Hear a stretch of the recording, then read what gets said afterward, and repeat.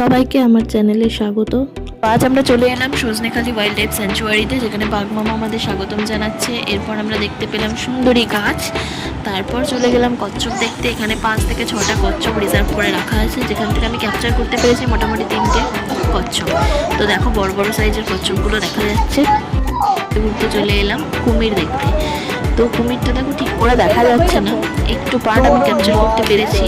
আর এখানে আমরা ওয়েট করছিলাম যে আমরা এখানে দাঁড়িয়ে থাকবো কখন আমাদের লঞ্চটা আসবে, তারপর আমাদের হোটেলে নিয়ে যাবে।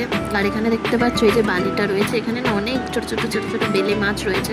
তো আমার বর দাঁড়িয়ে দাঁড়িয়ে ওখানে বেলে মাছগুলো দেখছে। তো কিছুক্ষণ ওয়েট করার পর আমাদের লঞ্চ এলো। আমরা তারপর হোটেলে গিয়ে রেডি হলাম, রেডি হয়ে চলে গেলাম ঝুমুর নাচ দেখতে। তো দেখতে পাচ্ছ এখানে ঝুমুর নাচ।